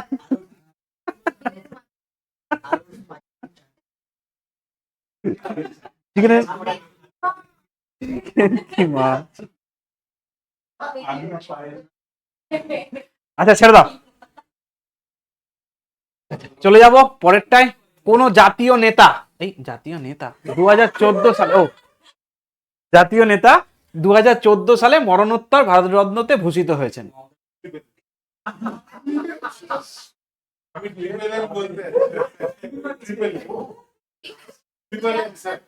মদন মোহন মালব্য। মদন মোহন মালব্য হচ্ছে 2014 সালে মরণোত্তর পেয়েছেন। এই চুপ করে যাও। আচ্ছা আমাদের 2014 তো জেনে লাভ নেই, এবার 2024-এরটা জানতে হবে। 24-এ মোট 5 জন ভারতরত্ন পুরস্কার পেয়েছে। তার মধ্যে কর্পূরী ঠাকুর, ইনি মরণোত্তর পেয়েছেন। লালকৃষ্ণ আদবানি, পিভি নরসিমা রাও, ইনি মরণোত্তর পেয়েছেন। চৌধুরী চরণ সিং, ইনি মরণোত্তর পেয়েছে। আমাদের এম এস স্বামীনাথন, ইনিও মরণোত্তর দিয়েছেন। এই লালকৃষ্ণ আদবানি একমাত্র মরণোত্তর পায়নি, এই বেঁচে আছে, উনি বেঁকে আছে। আচ্ছা কোন দেশের 13 মুখ্য বন্দর হতে চলেছে? 2014 কনসেপ্ট পরীক্ষা। আচ্ছা পোর্ট ব্লেয়ার।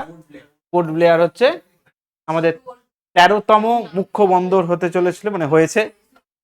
আচ্ছা বিভিন্ন বন্দরের তালিকা নাম দেখে নাও। আমাদের 13টি প্রধান বন্দর: কলকাতা বন্দর, যেটাকে শ্যামাপ্রসাদ মুখার্জি বন্দর বলা হয়; পারাদ্বীপ বন্দর, বিশাখাপত্তনম, চেন্নাই বন্দর, তুতিকুড়িন বন্দর, কোচি বন্দর, আমাদের নিউ ম্যাঙ্গালোর বন্দর, জওহরলাল নেহেরু বন্দর,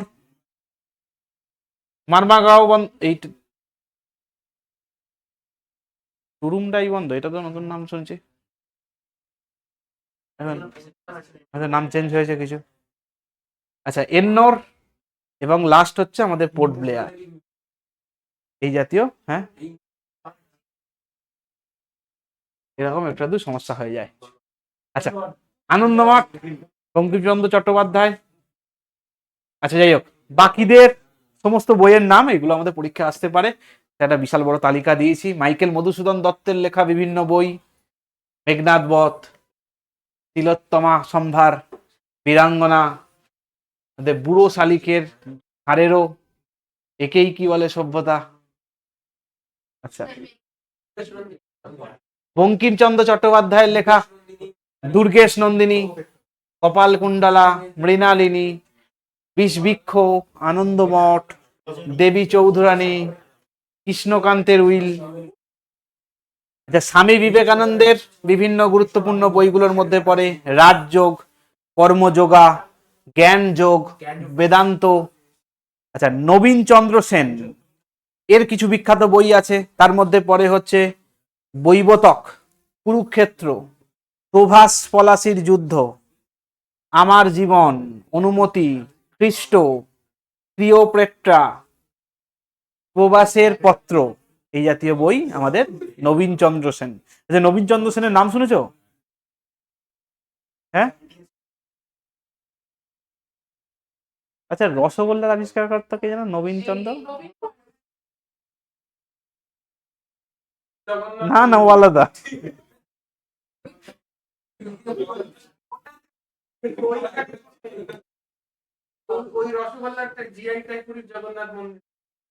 রসগোল্লা জিআই ট্যাগ।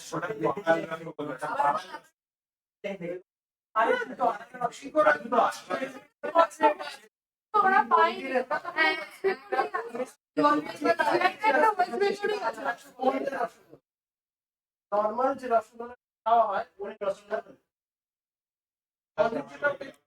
অন্য মানে রসগোল্লা নয়।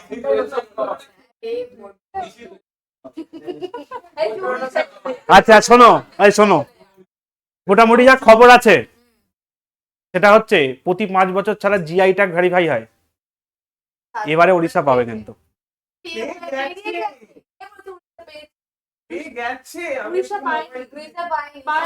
পাইনে পেয়ে যাবে, এইটা কথা। পেপার বেরিয়েছে, খেয়াল করিনি, ঠিক আছে লাস্টে দেখবো। আচ্ছা, গ্রীষ্মকালে খ্রিসমাস উৎসব কোথায় পালিত হয়? মানে দক্ষিণ গোলার্ধের দেশ, কারণ এর মধ্যে দক্ষিণ গোলার্ধের কোনটা দেশ সেটা উত্তর হবে অস্ট্রেলিয়া, নিউজিল্যান্ড। এরা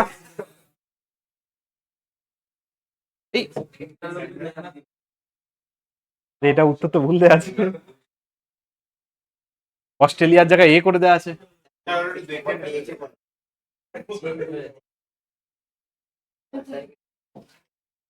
আচ্ছা, মহেঞ্জোদারো ধ্বংসাবশেষ কে আবিষ্কার করেন? রাহাল দাস ব্যানার্জি। দয়রাম সাহানি কিসের? হরপ্পা। দয়রাম সাহানি এই জন মার্শাল ওদের স্যার ছিল। না, ঠিক বলেছে।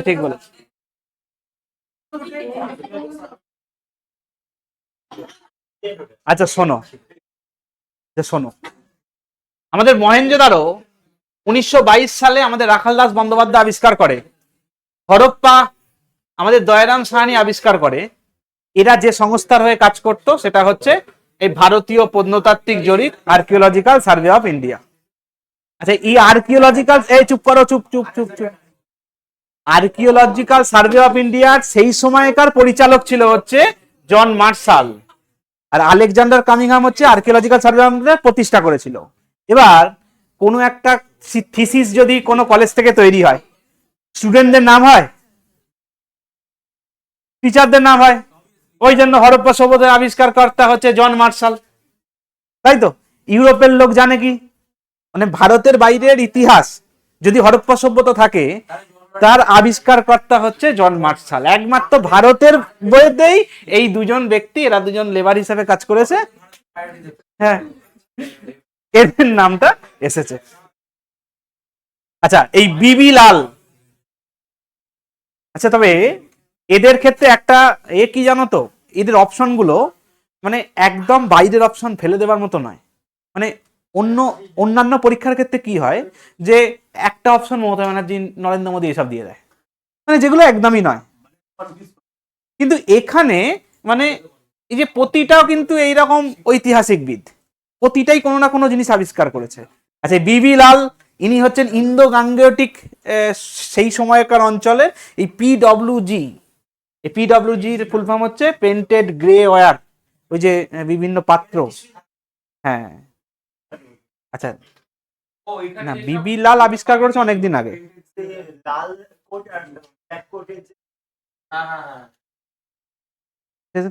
Red grey wire, printed grey wire, black grey wire, এগুলো বিভিন্ন বিভিন্ন নাম আছে। তার মধ্যে এটা হচ্ছে ওই জিডব্লিউ মানে প্রিন্টেড গ্রে ওয়্যার। এটা 1950 সালে আবিষ্কার করেছে। হ্যাঁ, পটারির একটা ডিজাইন। এটা বিবি লাল যুক্ত কোথায় কাজ করেছে? ইন্দো গাঙ্গেয়টিক রিজিয়নেতে ইনি কাজ করেছেন।